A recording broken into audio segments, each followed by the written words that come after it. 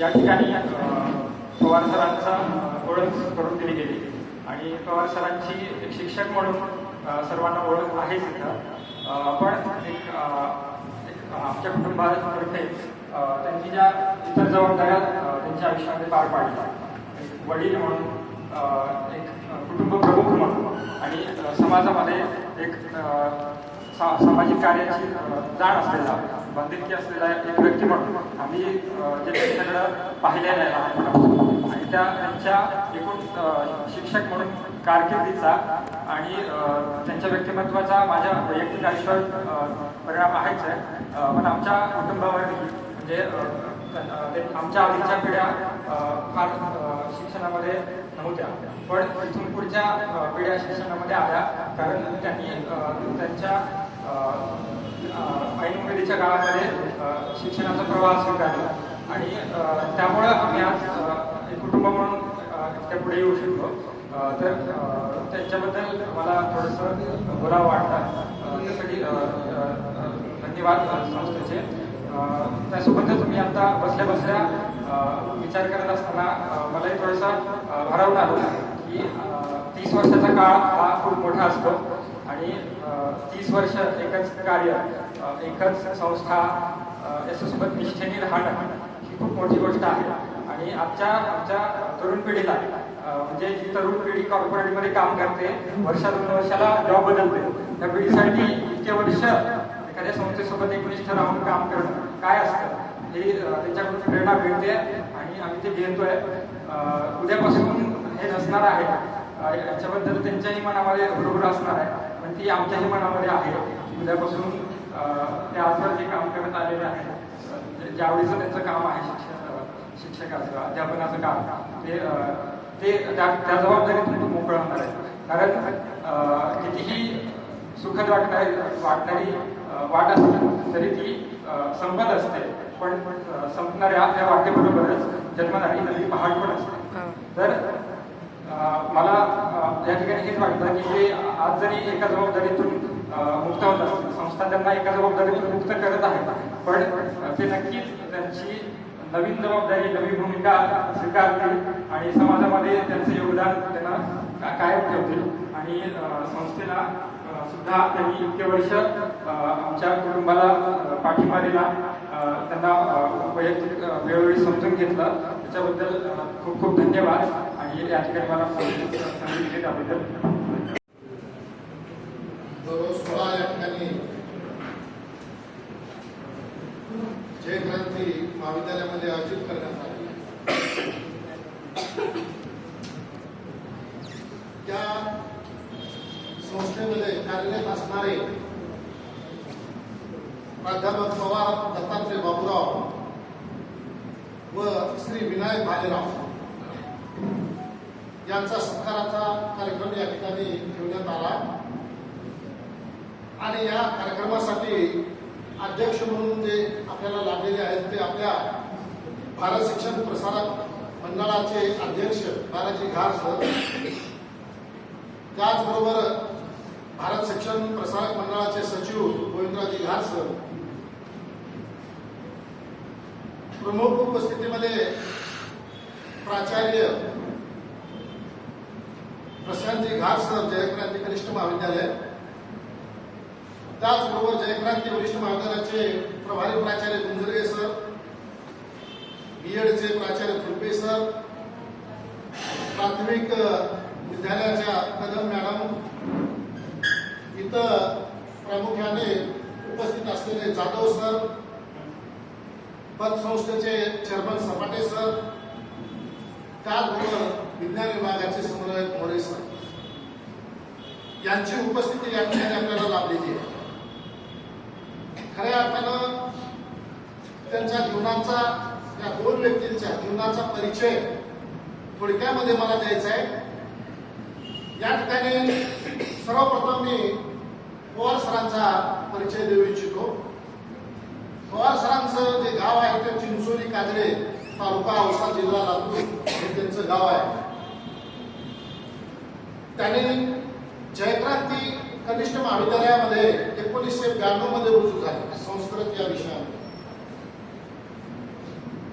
आणि त्या अगोदर त्यांनी 2 वर्ष बसवेश्वर कॉलेजमध्ये सुद्धा प्राध्यापक म्हणून काम केलेले आहे. असे एकूण 32 वर्ष सेवा पवार सरांची या संस्कृत विषयामध्ये झालेली.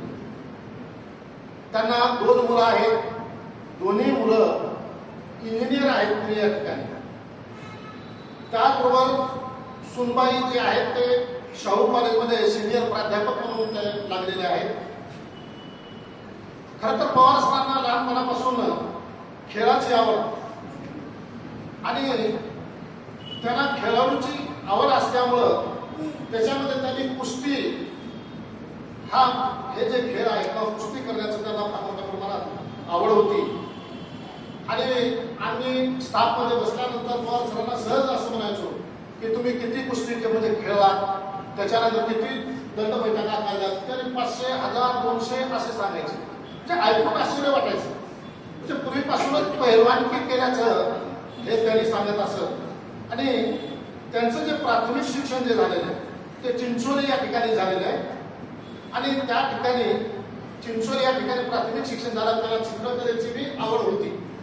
सामाजिक कार्य तर त्यांचं होतंच, परंतु चित्रकलेची सुद्धा त्यांना आवड होती. आणि चिंचोलीच्या प्राथमिक शाळेमध्ये ज्या भिंतीवर त्यांनी जे चित्र काढलेले ते कथारूपाने चित्रित केलेले. आणि या सोहळ्यासाठी उपस्थित आदरणीय घारसर तसेच आदरणीय अध्यक्ष बालाजीरावजी घारसर, वरिष्ठ महाविद्यालयाचे प्रभारी प्राचार्य डॉक्टर गुंजगे सर, कनिष्ठ महाविद्यालयाचे प्राचार्य प्रशांतजी घारसर, तशाच शाळेच्या मुख्याध्यापिका घार मॅडम, कदम मॅडम व जयक्रांती परिवारातील सर्व सदस्य, विनायक मामा पवार सर यांच्या या कार्यक्रमास उपस्थित असलेले, त्यांच्यावर प्रेम करणारे त्यांचे आप्त इष्ट स्वकीय व उपस्थित मान्यवर, आज जो काय सोहळा या ठिकाणी आपण आयोजित केलेला आहे, या सोहळ्यासाठी मी माझं मनोगत विनायक मामा आणि पवार सर, आदरणीय पवार सरांना की मी 5 वर्षापासून ओळखतो. या 5 वर्षाच्या प्रवाहामध्ये पवार सरांनी आणि विनायक मामांनी जे एक वेगळीच ख्याती आणि माझ्या मनावर एक पैलू पाडण्याचं काम. पवार सरांना मी आग्रहानं पंडितजी हा शब्द प्रयोग करायचा. महाविद्यालयात सकाळी त्यांनी प्रवेश केल्यानंतर प्रणाम गुरुदेव, प्रणाम पंडितजी. आणि ते महाविद्यालयात प्रवेश केल्यानंतर लहान मुलाला जसं आपण खाऊ देऊ तसं मला हाजमोला कॅन्डी चॉकलेट आज तागा आज सुद्धा त्यांनी मला दिलेलं आहे. आणि विनायक मामा आल्यानंतर पाठीवर हात फिरवणं, काय चाललंय, जसं की आपण ग्रामीण भागामध्ये माय, वासरा, लेकरा तसा शब्द प्रयोग माय.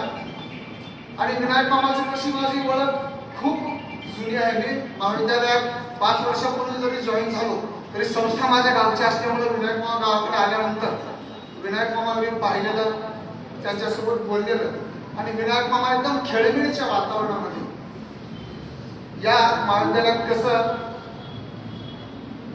आल्यापासून आज तागापर्यंत त्यांनी मला एक वेगळीच आपुलकी, जसं मायेची झालर आपण ग्रामीण शब्द मी या ठिकाणी वापरतो तसं त्यांनी प्रेम, स्नेह, जिव्हाळा देण्याचं काम केलं. वेळेचं भान राखून मी या ठिकाणी थांबतो. जय हिंद, जय भारत, जय महाराष्ट्र आणि जय क्रांती. संस्थेचे अध्यक्ष बालाजी घारसर, विशेष उपस्थिती परिमल शिक्षण संस्थेचे सचिव आदरणीय जाधव सर, आणखी एक विशेष उपस्थिती आपले Waghmare sir, Kadam madam, Gunjare sir, उपस्थित सर्व माझे कर्मचारी. खरं तर रिटायरमेंटचा कार्यक्रम हा फाउंडेशन असतो. कुठून सुरू करावं हे कळत नाही, कुठं संपावं हे मन कळत. मी प्राचार्य झालो आणि फार कमी वेळ मला खरं तर पवार सरांसोबत घालवण्याचा संबंध. विनायक मामाला मी लहानपणापासून ओळखतो. आम्ही जेव्हा देशी केंद्र शाळेला होतो त्यावेळेसपासून वसंत पवार जे आपल्यात नाही आहेत ते आणि विनायक मामा खरं तर आम्हाला ट्रिपल शीट म्हणजे सायकलीवर मी पुढे बसायचो आणि माझे दोघं भाऊ पाठीमागे बसायचे. पण ते काही व्यवस्थित नाही आणायचे. त्यांचा दिलखुलास स्वभाव म्हणजे कुणाचा मूड जर खराब झाला असेल तर विनायक मामासोबत बसावं. एक मैफिल 3 तासाची तर असते. आणि खरं तर एक संस्थेनं घातलेला जिथं संस्कार आहे, आमच्या संस्थेमध्ये कुठल्याही सेवकाला आम्ही एकली भाषेमध्ये बोलतो. म्हणजे ते संस्कार संस्थेने घालून दिले जा, विनायक मामा असेल किंवा पवार मामा जे आता आहे किंवा इंगळे मामा असतील, एक संस्कार आहे आणि ते नातं खरं तर त्यावरून चालतं. बरेच वेळेस सेवक म्हणलं की मग तेवढं असतं, आपलं आपलं काम करून मग थोडं साधित होण्याचा पण प्रयत्न करतात. परंतु ते संस्थेच्या कामातच नाही तर ते आमच्या फॅमिली कुटुंबाच्या कामामध्ये सुद्धा त्यांनी मदत केली.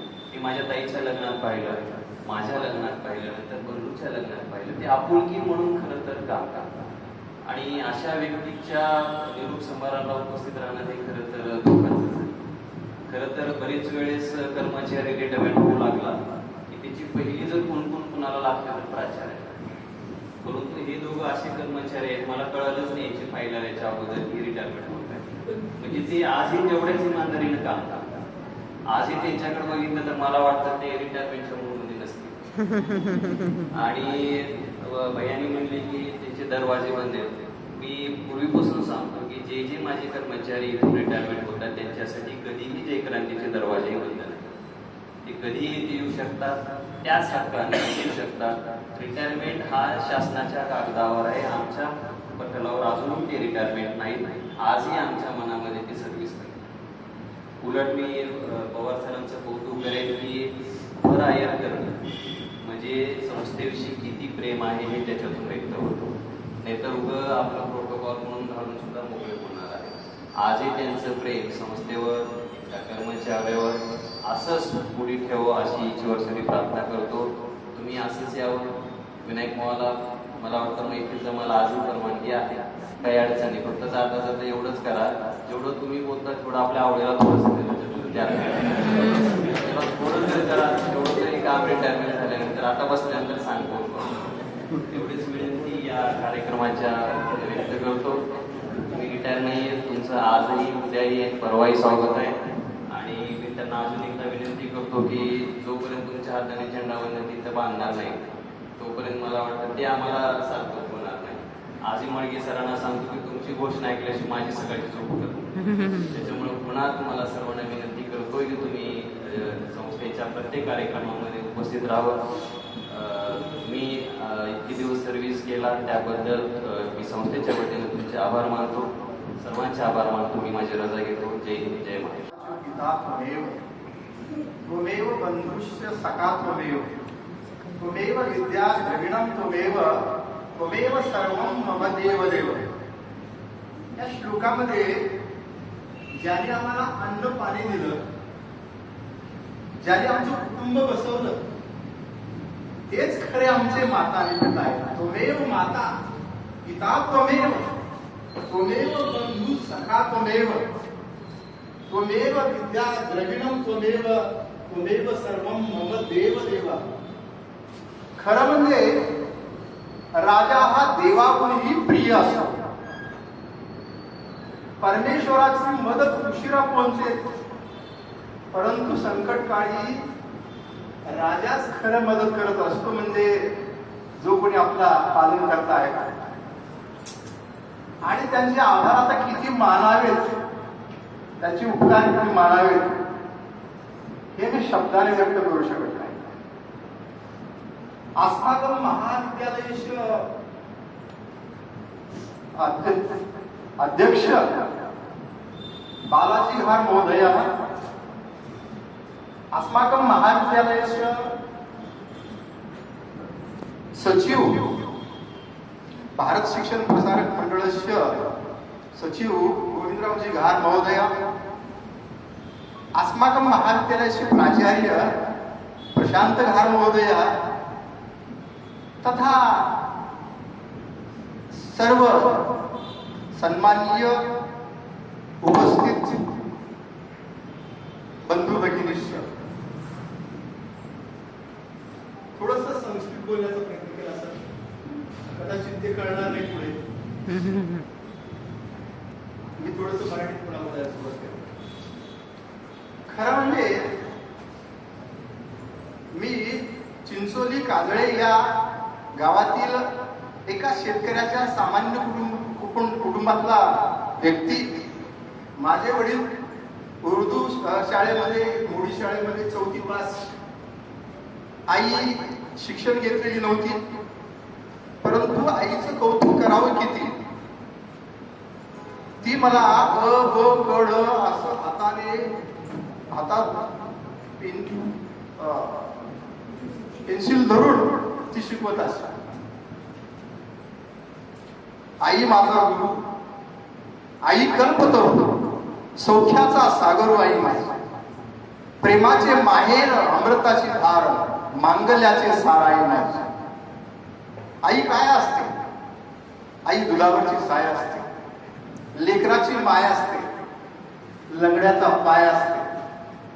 असं खंडू शिंदे नावाचे कवी आईचं वर्णन करतात. खरं म्हणजे तिने मला शिकण्याची प्रेरणा दिली. लहानपणी चांगल्या पद्धतीचं खाऊ घालणं असेल, खेळाची प्रेरणा असेल, मला व्यायामाची संधी होती. मी 250 जोर आणि 750 बैठका एकूण 1000 जोर दररोज काढतो. 10वी पर्यंत मला मिरची हा विषयच माहित नाही. त्याच्यामुळे अतिशय सात्विक जीवन जगता आलं. पुढे कुस्तीचा नाद लागला, अनेक कुस्त्याही केल्या. त्यानंतर चित्रकलेची आवड होती मला. मी माझ्या शाळेमध्ये 6वीला असताना सरांनी पेंट आणलेला होता. ते पेंटने वर्गावरती खोल्यांची नावे लिहित होती. म्हणजे थोडक्यामध्ये 5वी 6वी 7वी. मी एका खांबावरती अशा पद्धतीने एक छोटस चित्र काढलं. सर शिकवत आहे, बोर्ड आहे, पुढे थोडक्यामध्ये मुले बसलेली आहे. हे सरांनी पाहिलं आणि मुलांनी सांगितलं, सर पवार फार छान चित्रे काढतात. आणि मग सरांनी मला बोलवून घेतलं आणि सांगितलं, काय चित्रे जमतात तुला? नाही सर, प्रथमच काढलंय मी. ठीक आहे, प्रयत्न कर. आणि मग एक लहान मुलगी हातामध्ये एक पुस्तक घेतलेली, त्याचं चित्र काढलं. अतिशय सुंदर. त्यानंतर कोल्ह्याची गोष्ट, एक शेतकरी, उंट, कोल्हा याची गोष्ट. त्यानंतर कावळ्याची गोष्ट, चतुर कावळा, आणि चलरे भोपळ्या अशी एक वाघाची कथा, एका स्त्रीची कथा. अशा कथा रेखाटल्या. त्या भूकंपापर्यंत होत्या.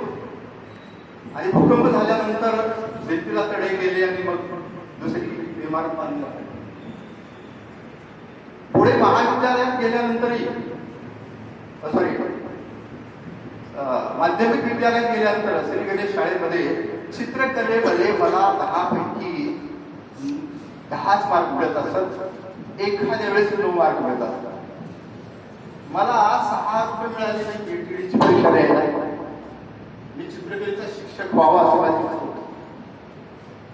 कालांतराने पुढे पुढे शिक्षण झालं. अनेक खेळामध्ये भाग.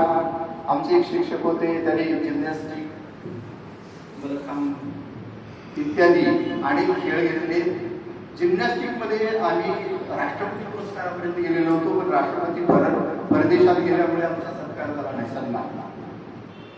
त्यानंतर महाविद्यालयामध्ये सुद्धा त्याच पद्धतीने खेळ खेळून अनेक प्रमाणपत्रे मिळवली, रक्तदान केलं आणि शिबिरांमध्ये सहभाग घेऊन, विशेषतः बाबा आमटे यांच्या आनंदवन, वरोरा आणि सोमनाथ या प्रोजेक्टमध्ये आम्ही 7 दिवस काम केलं. त्या 7 दिवसामध्ये 4 एकर जमीन तयार करून दिली. आणि बाबा आमटे यांना मी एक प्रश्न विचारला की तुम्हाला या कुष्ठरोगीची सेवा करण्याचा मानस कसा झाला किंवा विचार कसा मनात झाला? तेव्हा बाबा आमटे माझ्या डोक्यावरून हात फिरवला, खांद्यावरून हात फिरवला. एका लिंबाच्या झाडाच्या खाली ओट्यावरती 1.5 तास बसून आपल्या जीवनाची संपूर्ण कहाणी तंबूत सांगितली. आणि माझ्या जीवनामध्ये रुग्णसेवा हीच ईश सेवा ही भावना बसत आहे. त्याचा इतिहास फार मोठा नाही सांगत बसत. त्याच्यानंतर बाबा आमटेचा पुन्हा सहवास मला लाभला. भारत जोडो आंदोलन सुरू झालं. भारत जोडो आंदोलनामध्ये आमच्या महाविद्यालयातील मधुसूरी सरांनी त्या आंदोलनात आम्हाला सहभागी केलं. 80 किलोमीटरचा प्रवास वर्गापर्यंत आम्ही केला आणि तिथे बाबा आमटेचं स्वागत झालं. हे माझ्या तो एक आनंदाचा क्षण. अशा पद्धतीने अनेक सामाजिक कामामध्ये त्या कालखंडामध्ये मला सहभाग घेता आला. हरियाणाचे शिक्षण मंत्री अग्निवेशजी यांचा पण सहवास लाभला. त्यांनी बंधुआ मुक्ती मोर्चा नावाचा एक मोर्चा काढलेला होता. 14 वर्षाखालील जे विद्यार्थी आहेत, खाणीमध्ये काम करतायत, ठिकाणी त्यांना मुक्त करण्याचं काम केलं. आर्य समाजाच्या संमेलनामध्ये मला सहभाग घेता आला. विशेष म्हणजे आर्य समाजानेच मला मुक्त केलं.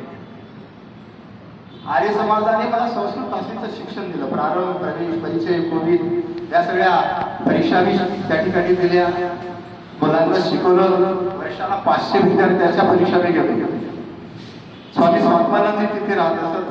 त्यांनी आम्हाला काम दिलं आणि त्यातून आम्ही शिक्षण घेतलं. पुढे महाविद्यालयीन शिक्षण B.Com पर्यंत घेतलं. मला कॉमर्स हा विषय आवडत नव्हता. मी 6 महिने सायन्सच्या पुस्तकाचा अभ्यास केला.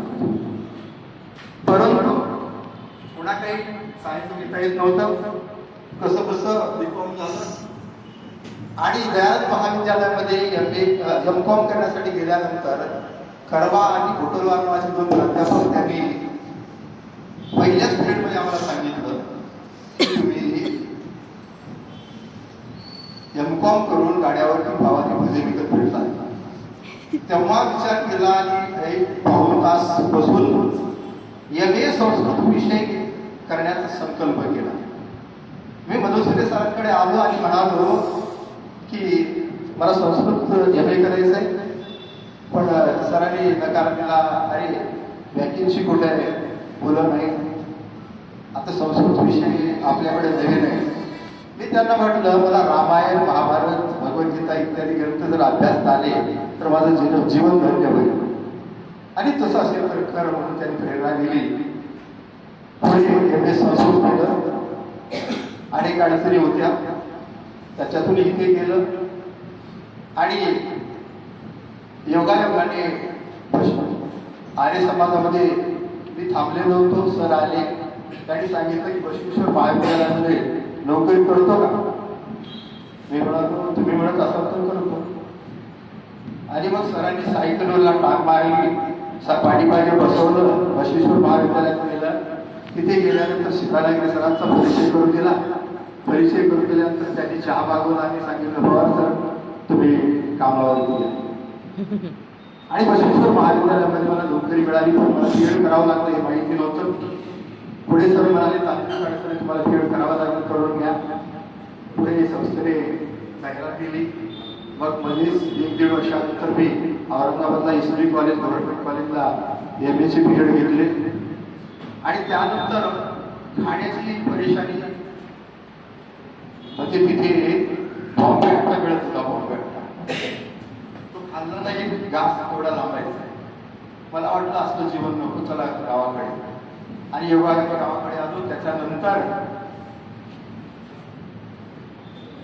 इकडे तिकडे नोकरीचे कॉल तिकडचे होते. म्हणजे उस्मानाबाद, मुरुम, उमरगा, मुरुम, गुंजोटी. परंतु मला लातूरमध्ये राहावं. आणि योगायोगाने सरांकडे गेलो. मी मधुसूदन सरांकडे मला काही आवडेल तिथे मला इथेच नोकरी मिळत तर ठीक. सर म्हणाले आणि जयक्रांती कॉलेजमध्ये गार सरांनी जागा काढलेली होती आणि तिथे मला इंटरव्ह्यूला बोलवलेलं होतं. ती भरली का बघून ये. सरांकडे गेलो मी. सर घरी होते. सरांनी अतिशय आदराने मला या सर म्हणजे थोडांची ओळख कशी असते बा, अतिशय आदराने संस्कृतचे सर आहे. सहकारी होते. बोलावलं, दूध काढायला सांगितलं, दूध दिलं आणि ते म्हणाले आम्ही नुकतीच लोखंडे सरांची जागा भरलेली हिंदी आणि संस्कृताची. मी म्हणालो काही हरकत नाही, त्यांची नोकरी कशाला घालवायची. मी निघालो, दारापर्यंत गेलो, नाथ सरांनी पुन्हा बोलवून घेतलं, कागदपत्र तरी आम्ही द्या. आणि मी मग मला काही नोकरी मिळणे शक्य नाही, मी गावाकडे जाऊन बसलो 7 दिवस. रोकडे सर असतील, शिंदे सर असतील, त्या सगळ्यांनी प्रयत्न करून थोडक्यामध्ये पुन्हा ते मला बोलवून घेतलं आणि सरांनी आमचं जीवन घडवलं. खरं म्हणजे अशा महाविद्यालयामध्ये मला ही सेवा करण्याची संधी मिळाली, ज्ञानदान करण्याची संधी मिळाली. खरं म्हणजे अन्नदान हे श्रेष्ठ आहे खरं, पण अन्नापेक्षा ज्ञानदान श्रेष्ठ. अनेक क्षणिका तृप्ती जी आहे, ज्ञानेन तू अखिलम जीवन. आपण अन्नाने क्षणभर तृप्त होतो, पण ज्ञानाने संपूर्ण जीवनभर आपण तृप्त होत असतो. ज्ञान हे फार महत्वाचं आहे. ज्ञानाने जगभर आपली प्रसिद्धी होते. स्वदेशे पूज्यते राजा, विद्वानाला सर्वत्र पूज्यते. राजाला आपल्या देशात मान असतो, परंतु विद्वानाला संपूर्ण जगभर मान असतो. आपण उदाहरण जर पाहिलं तर अल्वा एडिसन यांनी विजेच्या बल्बाचा शोध लावला आणि जगभर प्रसिद्ध झाला. त्याने आपल्या घरावरती डेकोरेशन केलं, अमेरिकेचे राष्ट्रीय अध्यक्ष पाहायला आले आणि जगभर त्याची कीर्ती पसरली. त्याने 36 वर्षाच्या वयामध्ये 3000 शोध लावले. दर 10 दिवसाला एक शोध. आपल्याकडे संशोधन होत नाही. खरं म्हणजे संस्कृत भाषा ही ज्ञान भाषा आहे. तिच्यामधून संशोधन करता येतं आपल्याला. सोलापूरच्या साहित्य संमेलनामध्ये ज्यांनी ब्रॉड कॉम्प्युटर तयार केला ते सांगा सर, विजय भटकर. त्यांच्याशी माझी भेट झाली, चर्चा झाली. ते म्हणाले मी ब्रॉड कॉम्प्युटर कसा तयार केला, तर वेद आणि उपनिषदांचा अभ्यास माझा होता. राजीव गांधी पंतप्रधान होते, कोणीही ते स्वीकारलं नव्हतं, त्यांनी स्वीकारलं. 15 दिवसामध्ये मी ब्रॉड कॉम्प्युटर तयार करून देतो असं सांगितलं आणि ते केलं. तर त्याला वेद आणि उपनिषदांची जोड आहे. असो, बराचसा विस्तार आहे, बरंचसं बोलण्यासारखं आहे, वेळ कमी आहे. तर संस्कृत भाषेचा अभ्यास हा सामान्य अभ्यास नाही सर, ज्ञानाचा अभ्यास. रामायणामध्ये एक उल्लेख आहे, लक्ष्मण रेषा. जपानच्या लोकांनी विचार केला की रामायणामध्ये असलेली ही जी लक्ष्मण रेषा आहे ती काय आहे. तिथल्या लोकांना विचारलं, ते म्हणाले ती लक्ष्मण रेषा आहे. परंतु जपान काय विचार करतो की आमच्या देशाला अशा पद्धतीची आघाडी निर्माण करणारी जर रेषा मारता आली तर बाहेरचे लोक आमच्यामध्ये येणार नाही आणि आतले बाहेर गेले तर जळणार नाही. हे विज्ञान त्यांनी शोधण्याचा प्रयत्न केला. संस्कृत भाषेमध्ये पुष्कळ विज्ञान आहे. ते आत्मज्ञान म्हणजेच थोडक्यामध्ये विज्ञान. आमच्या शरीराचा अभ्यास असेल, मनाचा अभ्यास असेल आणि ग्रंथांचा अभ्यास असेल, हा संस्कृत भाषेमध्ये आहे. केवळ रामायण महाभारत हे साधे ग्रंथ म्हणून आपण पाहू नाही, तर ते विज्ञान म्हणून पाहावं, अध्यात्म म्हणून पाहावं आणि आमचं जीवन त्याच्यातून विविध झाल्याशिवाय राहत नाही, असे हे ग्रंथ आहेत. एक 2 उदाहरणं देऊन मी थोडंसं थांबवतो. सर, मनाला शांती कशी लाभेल याच्यासाठी भगवद्गीतेत एक श्लोक आहे, अहो ज्ञानम अभ्यासात ज्ञानम ज्ञानात ध्यानम विशिष्यते ध्यानात कर्मफल त्यागात शांती आहे. अहो अभ्यासात ज्ञानम. अभ्यास म्हणजे पुन्हा पुन्हा तीच गोष्ट करणे, प्रॅक्टिस. पण त्यापेक्षाही पोपटी बोलतो ना, प्रॅक्टिस करतो, त्याला ज्ञान आहे का? नाही. अभ्यासात ज्ञानम, त्याला ज्ञान असणं विशेष आहे, ज्ञान असलं पाहिजे. ज्ञानात ध्यान विशेष आहे. केवळ ध्यान आपण चालत नाही, त्याचं ध्यान झालं पाहिजे, चिंतन झालं पाहिजे, मनन झालं पाहिजे. ध्यानात कर्म, आणि नुसतं ध्यान करून चालत नाही, तसं कर्म घडलं पाहिजे, कृती घडली पाहिजे आणि त्या कृतीतून जे फळ झालेलं आहे त्या फळाचा त्यागात शांती अनंत. त्याग केल्याशिवाय शांती नाही. आमच्या घाल सरांनी किती मोठा त्याग केलेला. अहो संपूर्ण जीवन झिजवलेलं आहे. एका कर्मचाऱ्याचा अभ्यास, संस्थेचा अभ्यास, शासनाच्या अनेक GRचा अभ्यास, मला तर आश्चर्य वाटलं. सर किती अभ्यास करते, अहो किती GR त्यांना पाठेल, कशामुळे काय काय होतं, मी चकितच झालो. आणि मला मनामध्ये एवढा आनंद झाला. मी घरी गेलो, सरांना त्यांचा सत्कार करावा असं मला वाटलं. घरी गेल्यानंतर आमच्या घरातही इथे थांबलेल्या होत्या. सर कशाला आमचा सत्कार करतायत, असंच प्रेम पुढे ठेवा. आणि माझ्या डोळ्यातून अश्रू ओघळू लागला. तर ही फॅमिली म्हणजे स्वर्ग तुल्य फॅमिली. स्वर्ग पाहायचा असेल तर त्या फॅमिलीला पहा. अहो सगळ्यांना एकत्र येऊन चालतात. साधा शिपाई असेल तर त्याला कधी आरेखण्याची भाषा नाही, आता सरांनी सांगितलं. अहो ही दीनता ज्ञानाने येते, अज्ञानाने नाही. अशा पद्धतीने अनेक संस्कार करणारे की आमची संस्था चालक, पावलोपावलाला मार्गदर्शन करणारे, अनेक संकटामध्ये आम्हाला मदत करणारे, सहकार्य करणारे आणि अशाच महापुरुषांच्या संत महात्म्याच्या प्रेरणेने खरं म्हणजे आम्हाला सामाजिक कामाच्या आवड निर्माण झाली. वृक्षारोपण हा सुद्धा एक विषय आहे. वृक्ष लागवड काय केली मी, एका आंब्याचे झाड खाता आले, एका झाडाचे आंबे खाता आले होते, परंतु पूर्वजांनी आंबे लावलेले होते, त्याचा विचार करून आंबे लावले, वृक्ष लागवड केली. आणि वृक्षाचं महत्व काय सांगितलं वेदामध्ये, 100 आड बरोबर 1 विहीर. म्हणजे एका विहिरीची बरोबर 100 आड करू शकत नाही.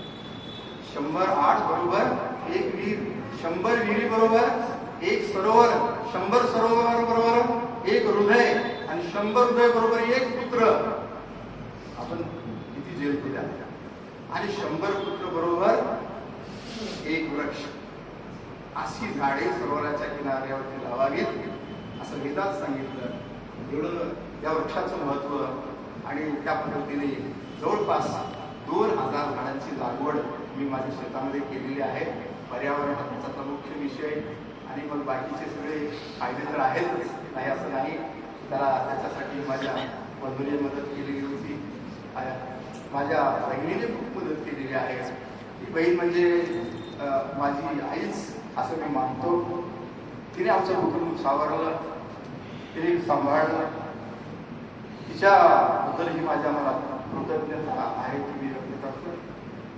आणि या संपूर्ण स्टाफने, जयक्रांती महाविद्यालयाच्या या सगळ्या शिक्षकांनी, आमच्या सहकार्यांनी खरं तर माझ्यावरती खूप प्रेम केलेलं आहे. असंच प्रेम त्यांनी पुन्हा माझ्याबद्दल ठेवावं. आणि पुन्हा एकदा घार फॅमिली, घार सरांचे, बालाजीराव घार अध्यक्ष सरांचे, ते सुद्धा एवढे चांगले बंधू आहेत. अहो राम आणि लक्ष्मण आणि पुढे मग लव आणि कुश. अहो रामायणात किती जोडी आहे, रामायण आहे सगळं रामायण. लव आणि कुश यांनी सुद्धा पुढे सगळं धनुष्य प्रोग्राम हातामध्ये घेतलेलं आहे. आणि जयक्रांतीचा अतिशय उत्तम गाडा सर चालवत आहे. वय कमी आहे पण आम्हाला मार्गदर्शक आहे. प्रशांत घार सरांनी या संस्थेला पुन्हा उभं करण्याचा प्रयत्न केला. असाच हा वृक्ष पुन्हा वाढत जावं, त्याला आमच्यासारख्याच्या शुभेच्छा आशीर्वाद राहतील एवढे बोलून मामाच्या संदर्भामध्ये म्हणायचं झालं तर विठोबाचा लेकरवाळा संगी गोपाळांचा मेळा. लहान मुलांमध्ये राहून त्यांची दप्तरं असतील, त्यांना करलेला तरुणांना असेल किंवा काठीला असेल, हे सगळं दृश्य मी पाहिलेलं आहे. लहान मुलं लवकर आले, आलो काय माय, उशिरा आले माय, उशीर झाला नाही तुम्हाला, लवकर झाला काय आहे, किती मायेच हात. आणि त्या दृष्टिकोनातून मी गेल्या 30 वर्षापासून गेल्या 30 वर्षामध्ये जे होते तेच उत्साह हा सुद्धा आहे. आणि आता पवार सरांना मी या ठिकाणी 30 वर्षापासून पाहतो. त्यांची आणि माझी सततचा संपर्क आहे. आणि पवार सरांना पाहिलेलं आहे ते कवितेतून मी सांगणार. कवितेचं नाव आहे नाय गुरुजी नाय. नाय गुरुजी नाय म्हणजे काय? नाही गुरुजी नाही. लक्षात घ्या. नाय गुरुजी नाय. आपण सेवन करत होता ती कल्पनाच करत नाही. आठवते ना गुरुजी? संस्कृतच्या जागेसाठी कागदपत्रे गोळा केली होता. संस्कृतच्या जागेसाठी कागदपत्रे गोळा केली. नाही, गच्चीवर बसून कागदपत्रे शोधून संस्कृतच्या जागेवर रुजू होण्याची कल्पनाच करत नाही. आठवते ना गुरुजी? विद्यार्थी प्रवेशासाठी ती भटकंती, ती यातायाती, ती वचनपूर्ती. नाही गुरुजी नाही. आपली आत्मीयतेने विद्यार्थ्यांना प्रवेश देण्याची कल्पनाच करवत नाही. आठवते ना गुरुजी? नोकरी रुजू झाल्यावर आपण बीएड नाही पण मुक्त विद्यापीठात उन्हाळी दिवाळी प्रवेश आहे. नाही गुरुजी नाही. आपण 2 प्रयत्नात बीएड उत्तीर्ण होऊन दाखवण्याची कल्पनाच करत नाही. आठवते ना गुरुजी? एके दिवशी आता पहा या ओळी महत्वाचे आहे, ऐका. आठवते ना गुरुजी? एके दिवशी आपण भल्या पहाटे उठून पाहताय तर दारासमोर गाडी नाही. गुरुजीच्या आतले गुरुजी म्हणले जाऊ द्या गाडी जुनी आहे. गुरुजी सकाळी शतपावली करता तोच रस्त्यात सोडलेली गाडीची कल्पना आली. म्हणले दिसते ती गाडी आपलीच आहे. आठवण पाहिले रात्री पान खाण्यासाठी गाडी रस्त्यातच सोडली आहे. नाही गुरुजी नाही. आपली अनोखी पान खाण्याची आणि अवसार रोडवर रमा डिपार्टमेंट समोर रात्रभर गाडी विसरण्याची कल्पनाच करत.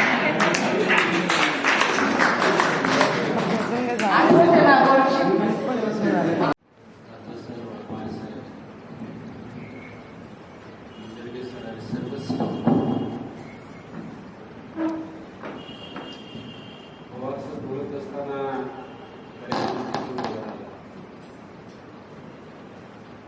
मन लावून ऐकत होतो. चळवळीमध्ये भाग घेतल्यानंतर माणसं हे तयार होत असतात. बाबा आमटे कुठं हरियाणा, कुठं अग्निहोत्री, आणि हे सर्व मी ऐकत असताना पुन्हा त्यांचं संस्कृत असणार कमांड. खरं तर मराठी शिकणारे आणि संस्कृत शिकणाऱ्याची भाषा सुद्धा असायला एक जरी शब्द घसरला अर्थाचा आला पूर्ण स्वा म्हणजे खाली.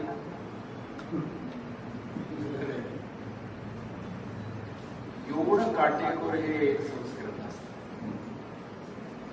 संस्कृत विषय जवळपास आपल्या लग्नामध्ये सर्वच कॉलेजमध्ये ऑप्शनलमध्ये ठेवलेला होता. त्यावेळेस लोखंडे सर पहिल्यांदा होते, पण लोखंडे सर हिंदीमध्ये MA होते आणि संस्कृतमध्ये MA होते, म्हणून त्यांना ते हिंदीमध्ये ऍडजस्ट केलं, तुम्हाला संस्कृत सेवा निवृत्ती हा नॅशनल भाग आहे. परंतु बसला बसला प्रशांत बारकाईने तरच या संस्थेमध्ये सेवकपणा, शिक्षकपणा असं खरंच भेद आहे. हा माणूस तिचा आणि इतका प्रेम केल्यानंतरच संस्था अतिशय चांगली स्मूथ आणि व्यवस्थित माझं रेडिंग आहे. अनेक लोक सेवक म्हणले की घराच्या बाहेर, शिक्षक म्हणले की थोडा अंतराळा, आणि अंतर सतत सतत सतत वाढत असतो आणि कुठेतरी भूकंप झाल्यासारखं होत असतं असं मला वाटतं. आतापर्यंत ज्यांच्यावर आम्ही प्रेम केले त्यांनी मार्गाने शक्यतो कुणीच धोका दिला. तर त्या विनायकाचं तर वैशिष्ट्य असं आहे, परस्पर प्रेम करणार. एक छोटंच मला उदाहरण, शेजारी एक अतिशय त्रास देतो रात्री, बरोबर आहे. एवढा त्रास एक लहान लहान गोष्टीला त्रास दिल्यानंतर त्याने आपल्या हातात दुसऱ्या अंगाला गेले. त्यावेळेस बसून त्याला अरे मला ती विनायक म्हणली ती गाडी त्याचा अवतार बघितली की त्यांनी मला क्षमाच मागितली. संस्थेवर येणार संकट दूर करणारे कर्मचारी असल्यानंतर संस्था चालकाची डोकी दुखी कमी होती. तर सैनिक आहेत सगळे, आत्मबलिदान करणारे सैनिक झाल्यानंतर स्वातंत्र्य सहज मिळत असते. छत्रपती महाराजांपासून आपण शिकले. आणि म्हणून 30 वर्ष पवार सर तुम्ही जे काम केलं या गावामध्ये वळण घेत आणि तुम्ही 1000 वर्ष लावलं आणि 1000 वर्षाचे भाषा एक मुलापेक्षा व्यासपीठावर उपस्थित सर्व मान्यवर, इथे उपस्थित जयक्रांती शिक्षण संकुलातील प्राध्यापक, शिक्षक, शिक्षकेतर कर्मचारी, आज मी या ठिकाणी बोलण्याचं धाडस करते कारण म्हणजे मी आपल्या महाविद्यालयात 11वी आणि 12वीचे शिक्षण घेतलेले आहे. ज्यावेळी मला संस्कृत विषय शिकवण्यासाठी पवार सर आणि कॉलेजमध्ये सेवक म्हणून विनायक मामा होते. त्यावेळी मला संस्कृत विषय अभ्यासत असताना आदरणीय सरांशी गुरु शिष्य या नात्याने जवळून संबंध आला. पवार सरांचे व्यक्तिमत्व म्हणजे सरळ मार्गी चालणारे, अभ्यासू विद्यार्थ्यांना मदत करणारे, स्टाफमध्ये अतिशय शांत, संयमी स्वभाव आणि महाविद्यालयात आपले काम करणारे असे सर मला वाटले. सरांचं जे काही काम करण्याची पद्धत असेल, एकदम लेक्चरला नेहमी सर टाईमवरच यायचे. कधीही मला आठवत नाही की एखादं लेक्चर नाही झालं किंवा सर आजारी आहेत आणि सर नाही आले किंवा संस्कृतचं लेक्चर नाही आहे किंवा कधी वेळेवर न संपवता लवकरच चालले, असं कधीच झालं. संस्कृत विषय सुरुवातीला मला अवघड वाटला, पण सरांच्या मार्गदर्शनामुळं मला 12वीला 94 मार्क्स मिळाले आणि माझा रिझल्ट म्हणजे 10वीला खूप अगदी 50-60च्या रेंजमधल्या विद्यार्थिनीला 80च्या रेंजमध्ये घेऊन जाण्यासाठी मला सगळ्याच 12वीच्या टीचर्सनी खूप मदत केलेली आहे. सरांचं जे काही टीचिंग होतं त्यावेळेचं, जसं आता सर म्हणाले, आध्यात्मिक नॉलेज आहे. संस्कृत हा विषय आहे तसा, आणि आजही आपण लाईफमध्ये कुठले पण प्रॉब्लेम्स जर आले तर आपण त्याला अध्यात्माची जर जोड दिली तर आपलं लाईफ नेहमी सरळ आणि सोपं होतं. आणि संस्कृत विषय एवढा चांगला मार्गदर्शन मिळालेलं असल्यामुळे मला अध्यात्माचं जे काही आज नॉलेज मिळतं आहे, मी माझ्या लाईफमध्ये जे प्रोग्रेस करते तर त्या संस्कृत विषयाचं तेव्हाचं नॉलेज आजही मला मदत करत आहे आणि त्यांच्यामुळे मी आज एक चांगला शिक्षक बनण्याचा प्रयत्न करते आणि ते मार्गदर्शन अजूनही मला उपयोगी ठरत आहे. आता विनायक मामांबद्दल जर बोलायचं झालं तर मामा आजही मला असं वाटतं की म्हणजे कॉलेजमध्ये एंटर करताना